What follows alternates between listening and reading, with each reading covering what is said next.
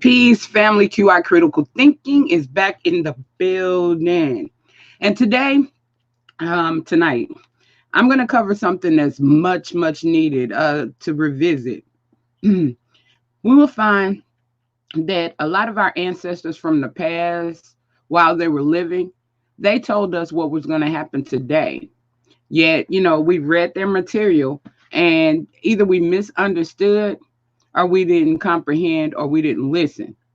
But a lot of the things, like if you go back and you look at a lot of old 50s, 40s, 30s, commercials and 30s material, you will learn a lot about what transpired with us as Negroes. Okay. And so today I want to cover the miseducation of the Negro and how we were programmed. I'm not going to read the entire thing. And I'm also going to drop the link in my description tabs later, as well as in the chat. However, here we go. I'm going to screen share and I'm going to read and break down chapter 5. And I'm going to read and break down chapter 11 for us. So here we go. Bear with me a moment.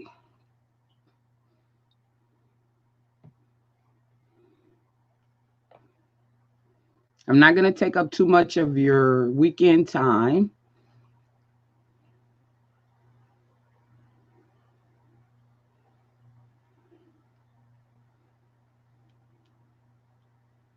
All right, here we go. And let me try to enlarge it a little bit so you can read as well and follow along.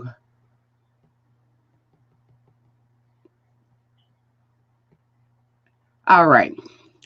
This is Carter G. Woodson, The Miseducation of the Negro. A lot of us, we had this as mandatory reading material in college. However, either we missed a lot of stuff or we didn't comprehend. But there's a lot of things that he said in this book that applies to us today. He was telling us he had a forevision of what was going to happen today as well as what was happening then. Excuse me. The seed of trouble. The educated Negroes have the attitude of contempt toward their own people because in their own as well as in their mixed schools, Negroes are taught to admire the Hebrew, the Greek, the Latin, and the Teuton, and despise the African.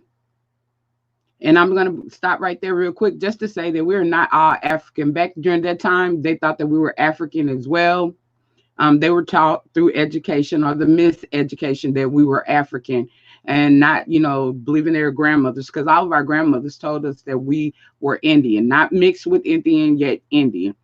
Okay, so despise the African, or we want to say the Black American. Of the hundreds of Negro high schools recently examined by an expert in the United States Bureau of Education, only 18 offered a course taking up the history of the Negro.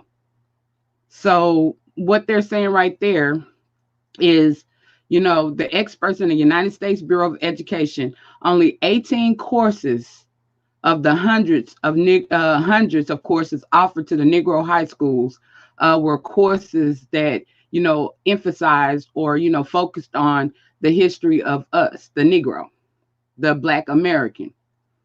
And that's very important, because in order to know where you're going, you also must know where you came from. And knowing your history is a valid resource into knowing your future, and to know what mistakes you made, and what mistakes to avoid. So, and in most of the Negro colleges and universities where the Negro is thought of, the race is studied only as a problem or dismissed as of little consequence. And let me give you an example of that. Like when we go to school and we study African American studies, pretty much, for one thing, the title African American Studies, the term African American was coined in 1998. Before then, it did not exist. So before then, we started out as American Indian, whatever your tribe affiliation was, your tribal bloodline. Then, we were Negro, we were colored, and Black and African American. Okay, so the term African American did not, apply until 1998. However, we learned African American studies, and African American studies classes or courses. We learn primarily about slavery. And as I'm always, pretty much saying, we are what we think we are. We are what we think our ancestors were. We are what we feed our brains that we are.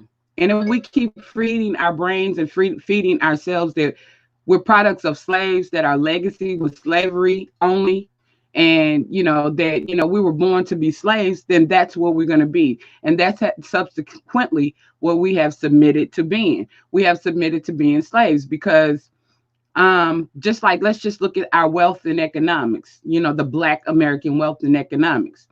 We do not own corporations. Most of our parents, as I said yesterday, and I say, a time and time before, that, like we were taught that go get a good job, go to school and go get a good job. And that's pretty much what a lot of us done. A lot of my mother's generation did that, and my mother's generations did that. So my grandparents did that. Now my great grandparents, on the other hand, they owned their own businesses. We were over the tobacco industry, vanilla industry, cotton industry, any industry that was within the United States. We Black American Indians were over. And then before segregation, we owned our own laundromats, our own grocery stores, our own banks, our own everything. Now, we have become consumers, and not just consumers, but we're the number one consumers. And ultimately, we don't own anything. So that means that as soon as we get our money from being laborers, and pretty much, it's going to break it down in here, so I'm not going to go too far into that. But as soon as we get our paychecks, and they're always saying we're always one paycheck from being homeless, one paycheck from being poor, one paycheck. But as soon as we get our paychecks, then, like we pretty much take our paychecks or our money or our wealth or our earnings outside of our own communities. Therefore, we never consume, we never get any wealth, because we don't own anything. Okay, so that's, like one part of how we were taught to be systematic slaves, and we don't know it. Instead of owning, instead of being leaders, instead of taking charge, instead of being in more of service towards ourselves and our families and our community, we've decided to dedicate that time and that labor and that effort and that energy towards someone else other than ourselves, and that is servitude. Okay, so I'm going to get back to, but that's, just an example of how, we have been taught, or the system is set up like where we've become laborers and consumers and servitude and minors, because the term minor in legal terminology really means that we can't govern ourselves. And if we don't own anything, we're not governing anything. So, yes, that in terms of that sense, we're minors because we don't own our own corporations. We don't own our own industries. We're not, like just like even the music, that's ours, but we don't own that. And so that's pretty much why our problem lies. And that's why we're 0.5% of wealth. Okay. So let me get back to, the book. Okay, Negro is the thought of the race is studied only as a problem or dismissed as little consequence. For example, an officer of a Negro university thinking that an additional course on the Negro should be given there called upon a Negro doctor of philosophy of faculty to offer such work. He promptly informed the officer that he knew nothing about the Negro. He did not go to the school to waste his time that way. He went to be educated in a system which dismissed the Negro as a non-entity. So what we think of as education today, sort of like this, is teaching us to dismiss our own selves as non-entities. Okay, and so this is chapter 5 of the Miseducation of the Negro by Carter G. Woodson, Carter Godwin Woodson. Okay, and I'm going to read a few excerpts of this, and then I'm going to slightly go ahead and skip to chapter 11, which has some good information as well. And like I said, I'm going to post this link inside of the descriptions tab for your own personal reading. Like I said, our ancestors, they had four visions, and a lot of them told us what was happening and what was going to happen now. However, we didn't comprehend. So, I just, suggested, everybody revisit and listen. From time to time, I might pull out an excerpt or two to go over to show you, the effects of, what's going on now and how we got to this point. But chapter 5, at a Negro summer school 2 years ago, a white instructor gave a course on the Negro, using for his text a work which teaches that whites are superior to blacks. Y'all hear that? At a Negro school 2 years ago, and this was like, when he wrote the book. A white instructor gave a course on the Negro, using for his text a work which teaches that whites are superior to blacks. When asked by one of the students, the Negro students, why he used such a textbook, the instructor replied that he wanted them to get that point of view. The instructor said that he wanted them to get the point of view that whites were superior to blacks. So they were teaching students that whites were superior to blacks. Eurocentric. Okay.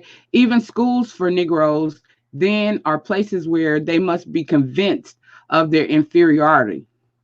So, as I was saying yesterday, when we watch How to Sell a Negro, 1954, when we watched that movie, once again, we were being so European or Eurocentric ideologies and cultures, which was getting us away from our own, which was teaching us self-hatred, ultimately also teaching us inferiority and teaching us that, whites were superior to us. The thought of inferiority of the Negro is drilled into him in almost every class he enters and in almost every book he studies. If he happens to leave school after he masters the fundamentals before he finishes high school or reach college, he will naturally escape some of this bias and may recover in time to be of service of his people, to his people. Practically all of the successful Negroes in the country are of the uneducated type, or of that of Negroes who have had no formal education at all. And I'm going to say not just for Negroes. I'm going to say even when you look at society as a whole. Let's look at Bill Gates. Bill Gates did not finish college, and guess what? He's one of the richest people in the world. Sam Walton, the owner of Bill Gates, of course, he's the owner of Microsoft. Sam Walton is the owner of Walmart. And once again, no formal education, and also the owner of Apple. no formal education. So most of the people who become the innovators of the American society, most of the richest people in the world are not. Most of them don't have formal educations. So what does that tell us? Okay, so back to the article. The large majority of the Negroes who have put on the finishing touches of our best colleges are all but worthless in the development of their people. Like yesterday, I used an example of how most of our families, like I said, when you look at, like I said, we were taught to get good jobs. My mother's generation was taught to get good jobs, go to school, get good jobs. And my grandmother's generation was taught to go to school and get a good job. My great grandparents, they were not taught that. My grandparents' generation, they were taught to build something. That's why they own their own. This was segregation. They own their own laundromats, grocery stores, farms, etc. My grandfather was a farmer and he sold his goods and he was wealthy. We were wealthy, we were wealthy Negroes, okay, and with that owned land, okay. And my grandfather did not have any formal education. In fact, back then, there was not a consensus of formal education offered. But then his children, because he was, they had sold them the idea that, we needed education, went to school. And of course, they didn't come back to, upgrade the farm and the family business. They went on to try to get a good job, abandoning the family business, and abandoning, their people and their family. It became like they became like in our families, the ones that go to college and get the educations, they come back to their own family, and a lot of times they try to have a sense of superiority, like they're better than their own family when the roots are all the same. And that's just an example of how society pretty much has, or this education or miseducation has, has not served us any much good. Okay. So the large majority of Negroes who have put on the finishing touches of our best colleges are all but worthless in the development of their people. If after leaving school, they have the opportunity to give out to Negroes what traducers of the race would, like to have it learned, such persons may thereby earn a living at teaching or preaching what they have been taught by, but they never become a constructive force in the development of the race. They never become a constructive force in the development of the race. So most of our educated don't come back to be constructive forces for the development of our race. Most of us now, we don't live with the ideology that our education, or that, whatever skills or whatever talents, or, talents that we have, gifts that we have, should be used to constructively, for the development of our race. The so-called school then becomes a questionable factor in the life of this despised people. So, let's just engulf that for a minute. Let me check the chat real quick. I like to say shout out to anybody in the building. Shish Trish, I smashed it. I smashed it in the building. Hey, sis. We're covering the miseducation of the Negro, which should be revisited, I think, as often as possible, because in this, it breaks down a lot of what happened to us, as people. Yes, insanity. Yes.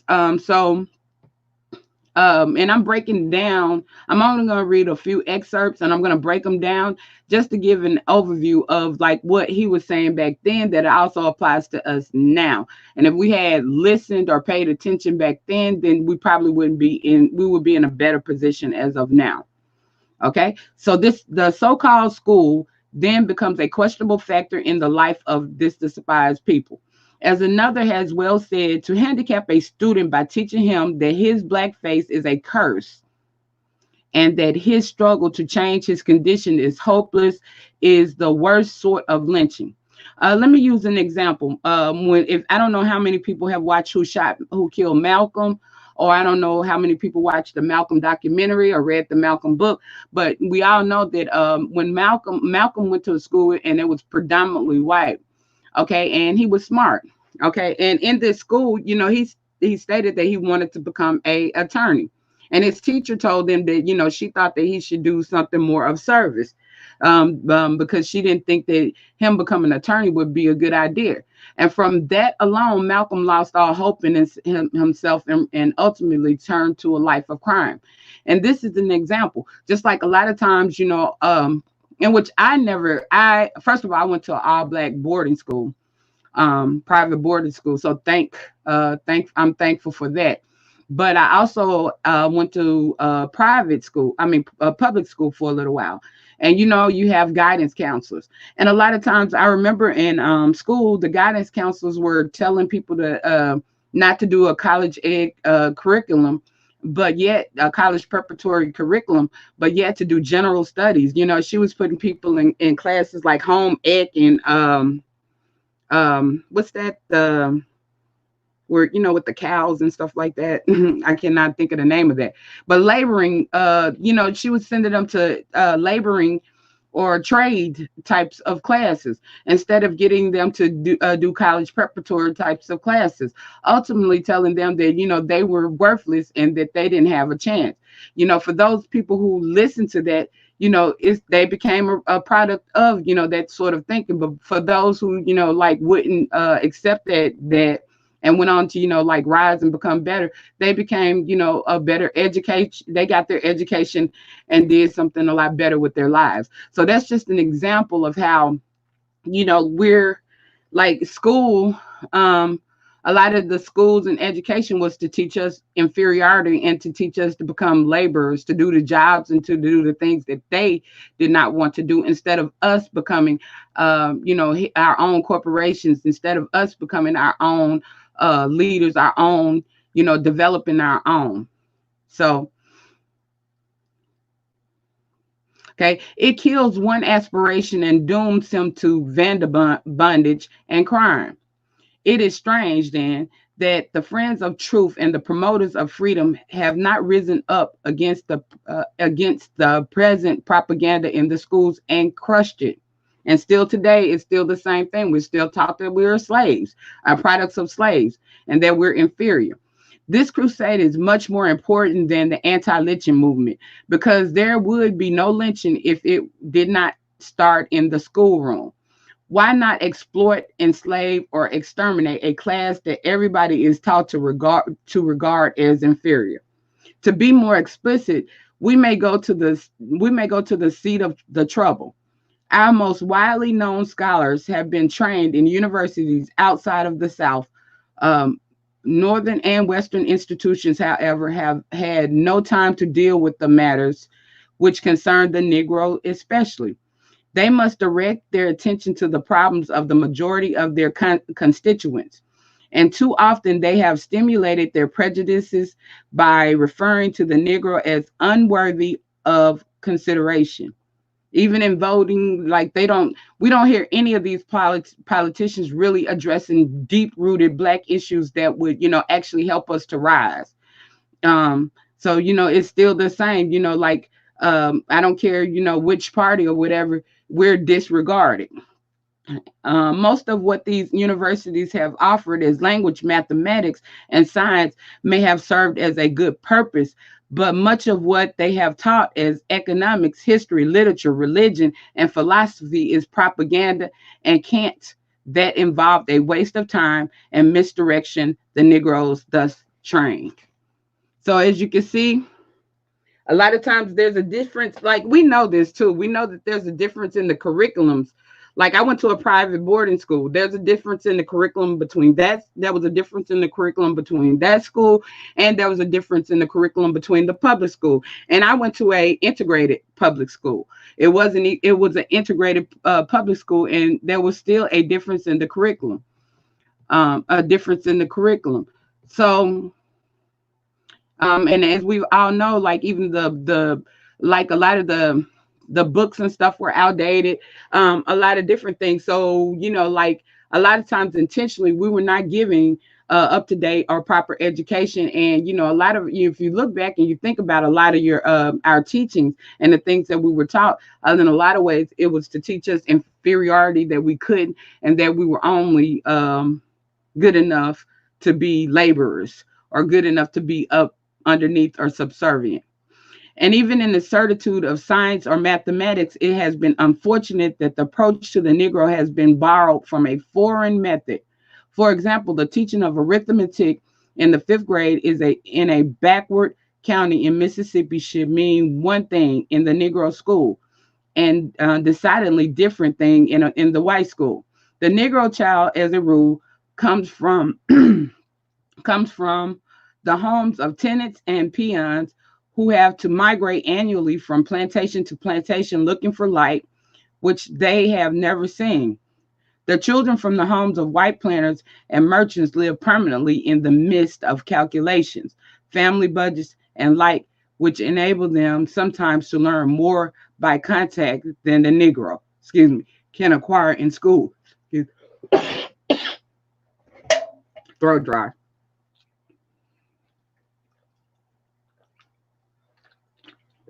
Wow. Thank you. Instead of teaching such Negro children less arithmetic, they should be taught much more of it than the white children. For the latter, attend a graded school consolidation by free transportation when the Negroes go to one room, rented hovels to be taught without equipment and by incompetent teachers educated scarcely beyond the 8th grade. And with that, we have to look at what time frame he came from, because like I've heard the stories, like where my grandparents and stuff say that, a lot of times they went to school in their church and all grades were in one room. And, a lot of times, they had that one teacher and just, that one teacher, that one teacher. And he was saying a lot of times, even back then, some of the teachers were even incompetent. In schools of theology, Negroes are taught the interpretation of the Bible, worked out by those who have justified segregation. Let me read that one more time very slowly for the crowd in the back. In schools of theology, Negroes are taught the interpretation of the Bible, worked out by those who have justified segregation. Worked out by those who justify segregation and winked at the economic debasement of the Negroes, sometimes almost to the point of starvation. You see that? Deriving their sense of right from this teaching, graduates of such schools can have no messages to grip the people whom they have been ill trained to serve. Most of such miseducated ministers therefore preach to benches, while illiterate Negro preachers do the best they can in supplying the spiritual needs of the masses. In the schools of business administration, Negroes are trained exclusively in the psychology and economics of Wall Street, and are therefore made to despise the opportunities to run ice wagons, push banana carts, sell peanuts among their own people. Foreigners who have not studied economics but have studied Negroes take up this business and grow rich. So what they're saying is, like, because we don't learn economics, because we don't learn, money, because we don't learn like how business officially works. And this is what I'm saying. And it's not because, it's not really, we didn't have to learn that. Really what happened is when they came over here and colonized, they started a system. And the system that they started was different from the system in which we had. Like, we didn't believe, Black Indians didn't believe in land ownership, land ownership. We believed that the land was for everybody. So we didn't have things like taxes and things of that nature. We believed in, pulling together to make things happen. We made things bartered and traded. Okay. Now, when they brought their system in, that system was foreign to us. Therefore, like my grandfather, who was a farmer, and, a non-educated farmer, non-Europeanized educated farmer, he could not adapt to their system. Like a lot of the farms that's what happened to them back then. They started with all these rules and regulations and all of these things that they had to adapt to. And because that was not our indigenous system, they a lot of our grandparents and things were losing. And like I said, like, their children went to school, and that was the purpose of them trying to send their children to school, to get that understanding.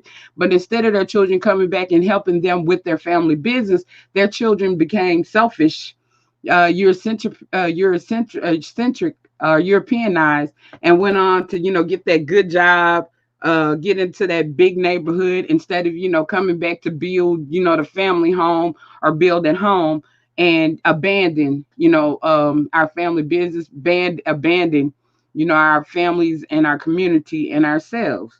And, that's why, like, in most of these cities, Harlem, Chicago, a lot of these cities, a lot of these places where, blacks were prominent, that's why they're in the state and the condition that they're in, because of the simple fact that, you don't just, don't just start something and abandon it. You have to take care of it. You have to watch it grow. It's an investment. Everything is an investment, and you don't abandon something, you don't abandon, especially your roots. You don't abandon your roots. Okay, so I'm going to go ahead and go to chapter 11. I think that pretty well covered, the basis of that.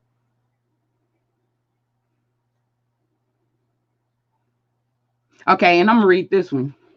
When a Negro has finished his education in our schools, then he has been equipped to begin the life of an Americanized or Europeanized white man. But before he steps from the threshold of his life alma mater, he is told by his teachers that he must go back to his own people, from whom he has been estranged by a vision of ideas, which in his disillusionment he will realize that he cannot attain.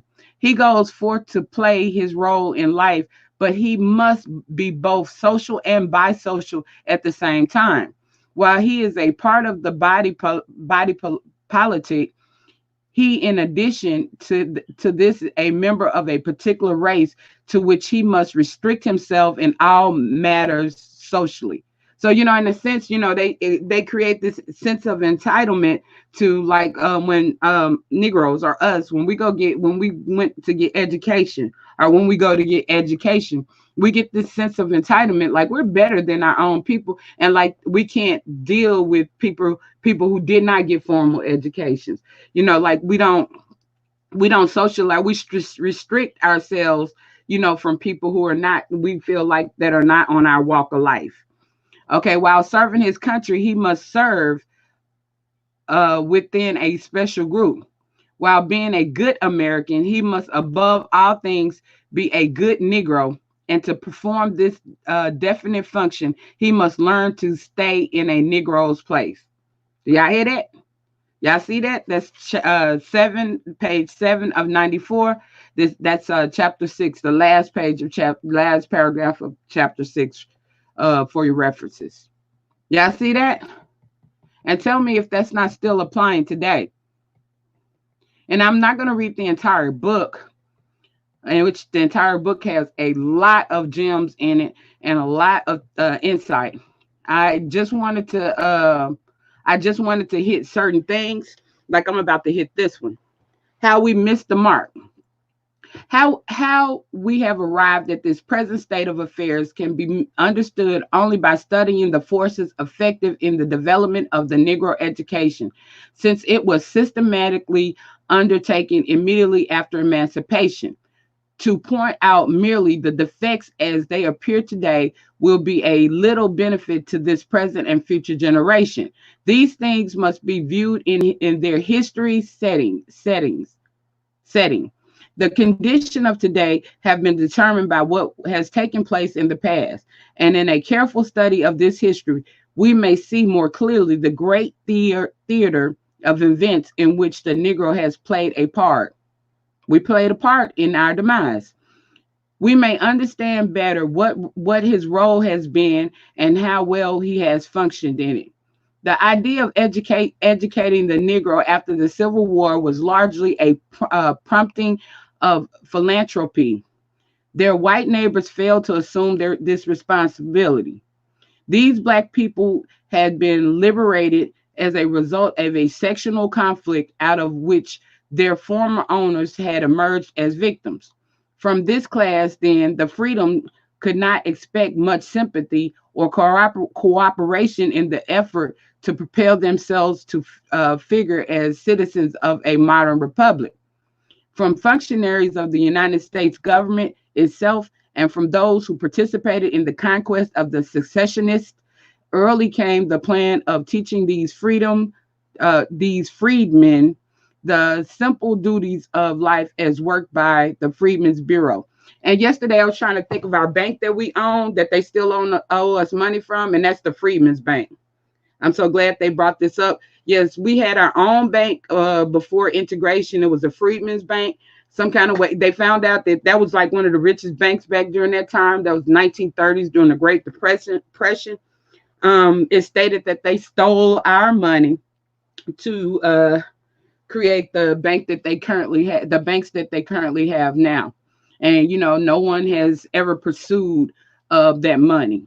But out of the Freedmen's Bureau and the philanthropic agencies, when systemized, this effort became a program for the organizations of churches and schools and the direction of them along lines which has been considered most conducive to the progress of people otherwise circumstanced. Here and there, some variations was made in this program in view of the fact that the status of the freedom in no way paralleled that of their friends and teachers, but such thoughts was not general. When the Negroes in some way would learn to perform the duties which other elements of population had prepared themselves to discharge. See, we went to school. They sent us to school to learn the duties and stuff that they didn't want to do, the duties and stuff that they wanted to discharge. Y'all get that? They would be duly qualified. It was believed to function as a citizen of the country. So y'all see, it's right here. It's right here.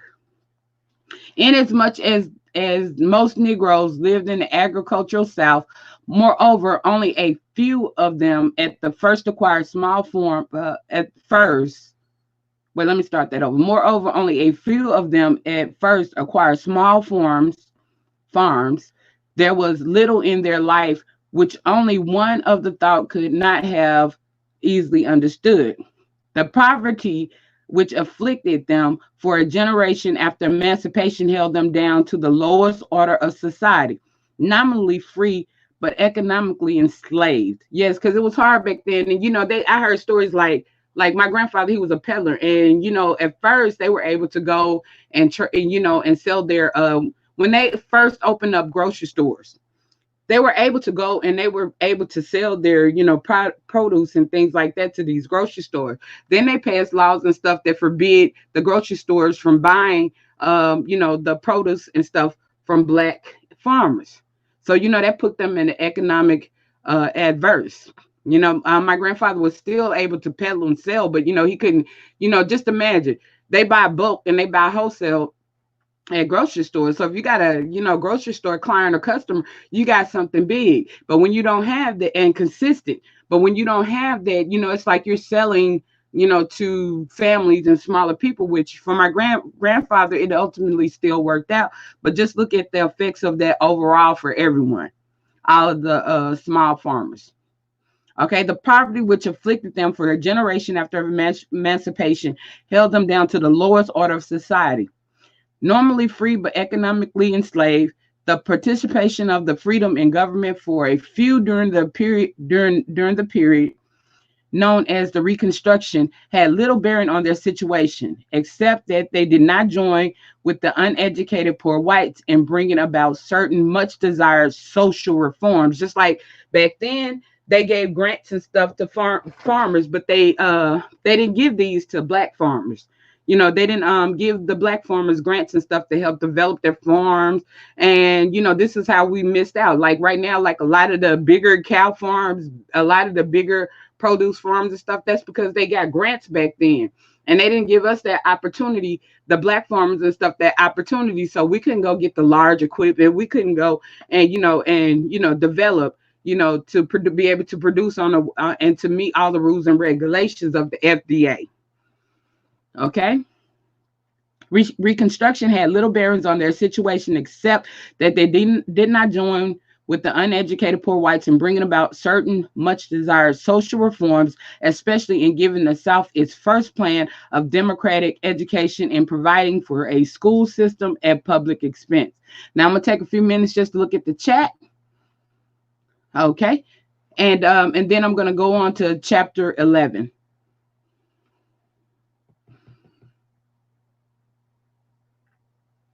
And then I'll close out. And I'm gonna put, like I said, I'm gonna put this link in the description. And I might, from time to time, I'm gonna find other passages and stuff to bring forth that I find of significance, and just be able to do a comparison of today versus then and what happened, so we'll know. Because if you don't, like I said, if you don't know your history, if you don't know where you came from, you won't know where you're gone. If you don't know the mistakes of your ancestors or the mistakes of the past, you won't know what mistakes to avoid now. And that's one of our problems. We know so much about history, we know so much about African history, but we don't know enough about our American history. We have not studied ourselves enough, because we've been taught inferiority and we've been taught to study others. So once we can start studying ourselves, then we can put ourselves in a better position, because we'll have complete foresight, we'll have complete vision, and we'll actually know how to problem solve, instead of making circles. Because right now we're repeating this, we're doing this, we're acting like morons. The definition of moron or idiot. We're doing the same thing over and over again, and we're expecting different results. And it is our fault and not our fault. Like, we have too much right now that on our plate, to be wasting time shucking and jiving. We have so many issues that are piling up and that we're leaving to other generations. And we really need to start considering some things. Really need. We're way behind. Like Dr. Barbara Sizemore said, it's late. And it was late when she made that speech, because she's now, deceased. She's an ancestor. But, when she made that speech, she said it's late. And she said, but it's not too late. It's not too late until you lay down and get rolled over and give up. So, if I like, if I'm gonna lose, I'm gonna lose trying. I'm gonna lose fighting. So, like, I suggest we start getting in gear and start, doing better. Okay, so comparatively few American Negroes have produced credible literature, and still fewer have made any large contributions to philosophy or science. They have not risen to the heights of Black men farther removed from the influences of slavery and segregation. Yes, that's our go-to. When we think of our history, what do we think about? Slavery and segregation. When we think about anything concerning us, slavery and segregation. We have not risen, and we will not allow ourselves to rise above slavery and segregation. And as we know, law of attraction, you are what you think. You manifest your reality. So look at where we're manifesting. Look at where we're teaching our youth and our future generations to manifest: slavery and segregation. Okay. For this reason, we do not find among American Negroes a Pushkin, a Gomez, a Godfrey, a Captain, or a Dumas.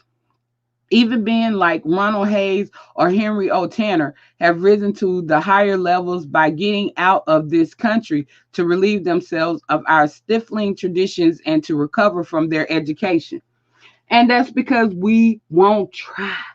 We have so many rights here in America that, because we don't research or educate or read, and we think we're people that we're not, that we don't know about. We know everything, but we don't know American law, American politics, and true American history. Our focus is on the wrong things that are not going to benefit us, things that are not going to help us grow or expand. And we really have to, put more effort like our ancestors. Like our ancestors gave effort, and they did leave us legacies in which we have not, grabbed the torch and continued on. And, we just got to look at that. We're failing our ancestors. We're failing ourselves. We're failing our future generations. Things are piling up and we refuse to deal with them. We have taken, the submissive or the lazy route of just, oh, well, that's just how it's going to be. And like, and we're just being submissive to our demise. How we drifted away from this truth. How then did the education of the Negro take such a trend? The people who maintained schools for the education of certain Negroes before the Civil War were certainly sincere. And so were the missionary workers who went south to enlighten the freedmen after South to enlighten the freedmen. Because I think the South was embedded with slavery, but like especially in Mississippi, the Soto died on the Mississippi River. Like I read stories of plenty of free Black people of color. My family was none of my families were sides of my families were enslaved. They did have slavery, but there were also Black slave masters, but it was indentured servitude. That's like if you lost your land, sort of like sharecropping and things. If you lost your land and stuff like that, they didn't have it like it was today, where you can go rent a place, get a job or whatever. You had to work and live in the same place. And they made it very complicated for you to get out of that situation. These earnest workers, however, had more enthusiasm than knowledge. They did not understand the task before them. This undertaking, too, was more of an effort towards social uplift than actual education. Their aim was to transform the Negro, not to develop them. The freedmen who were to be enlightened were given little thought for the best friends of the race, ill taught themselves, followed the traditional curricula of times, which did not take the Negro into consideration except to condemn or pity him. That's why we're still condemned and we're still pity. We're still looking for somebody else to solve our problems instead of us, solving our own. Instead of us building our own, we're like acting like minors, like we can't do things for ourselves. Like we can't, like let's, for one, and it's getting so bad. We become crab in the barrel, and we don't know how to because of this system, and we don't know. We no longer know how to work with each other for a common goal, or to attain some greatness, or to attain something that will benefit our future generations. In geography, the races were described in conformity with the program of the usual propaganda to engender in whites a race hate of the Negro, and in the Negroes contempt for themselves. A poet of distinction was selected to illustrate the physical features of the white race. A beckoned chief of a group, those of a red, a proud warrior, the brown, a prince, the yellow, a savage with a ring in his nose, and of course, the Negro stood at the foot of the social ladder. You see that? And what I mean, media. Like yesterday, we talked about media. When how to sell a Negro. So, how to sell a Negro. And so we have been, it is ingrained in our subconscious. Inferiority has been ingrained in so many different ways into our subconscious until we have, like we have been taught to Europeanize ourselves, which makes us hate our own indigenous culture, makes us feel like the way that we originally speak, the way our hair, is originally, the way that, we originally are, especially being original people of the earth. We are taught that that's not good enough, that that's bad and that's at the bottom. Okay. And instead of us critically thinking and, rising above that propaganda, those false ideologies, and uplifting and loving ourselves for whom we are, because like they say, in order to love somebody else, you must first love yourself. And so we got to get back to that self-love of loving who we are, flaws and all. And we have to learn our weaknesses, and we have to strengthen those. And then we have to use our strengths to strengthen others and to strengthen our future generations. Okay, the description of the various parts of the world was worked out according to the same plan. The parts inhabited by the Caucasians were treated in detail. Less attention was given to the yellow people, still less to the red, very little to the brown, and practically, just like today, none to the black race. Those people who are far removed from the physical characteristics of the Caucasians or whom do not materially assist them in the denomination or exportation of others were not mentioned except to be belittled or decried. So, like I said, this is the miseducation of the Negro. And, like I said, yeah.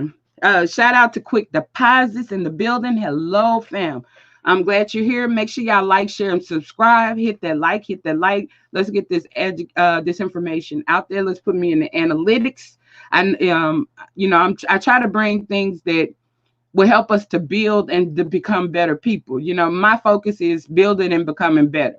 I'm not satisfied, with where we are, and I refuse to become, satisfied, with where we are. So, family, just, make sure you like, share, and subscribe. And by all means, if y'all have any questions, drop those questions in there. If you have something special that you want to cover, especially if it's something that's going to help us to grow and expand, by all means, leave it in the comment section, or as well, you can email me. I have reached out to several people. I'm going to bring some in the future. I'm going to be bringing on some special guests. I'm going to bring on somebody to give us some basic Black Indian education and history. And I have a special friend that's very intellectual, and we're going to be having like some open dialogue, diverse dialogue. Just opening up our brains, where we can start critically thinking more and where we can learn. So if you have any ideas, as well as if you need a platform and you have some great information to share, by all means, I'm here. I'm available. As well. Give me about a month or so. Like, I know I'm not, coming live regularly now, because I'm developing a lot of different things in life. I'm working on my equipment and things like that. But I do have, a direction. I do have some goals, and I am going to be bringing forth, a lot much more in the future. So just, be patient with me. I want to get everything in order to do so. But like I said, if you have any ideas, any questions, that's what that comment section for. And as well, that's what my email is for. But I like to say peace and love, and thank y'all for the support. I don't like to announce when I'm going live, because I let the spirit lead me. I like to bring forth things that I think that we can use. So hopefully that's going to be, I try to do at least once a week. So hopefully that'll be, within the week. Just hit that notification bell so you can stay informed of when I may go live. And, like I said, I love everyone. Thank you for the support. Like, share, and subscribe. And until next time, it's QI Critical Thinking in the building. Peace, love, hair grease, and love and light and wisdom. And here we go. I'm gonna give y'all a little music to go out with. We're gonna give us some good vibing. We're going to vibe out. Here we go.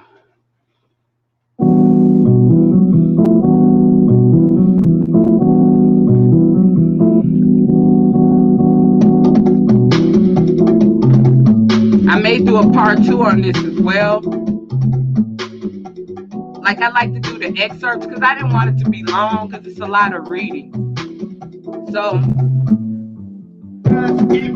I'm going to find, some other information. I'm also going to do a live on the subconscious mind, because, your mind regulates everything. Your mind regulates your reality, because your thoughts become your reality, law of attraction. Your mind regulates your body. So, and you have to learn how to control your mind and your thoughts. You have to learn to be aware of your mind and your thoughts. So I've been, looking in and trying to break down some information to teach us about our subconscious mind. So like I said, love, peace, light, wisdom, and growth. Enjoy the music, fam.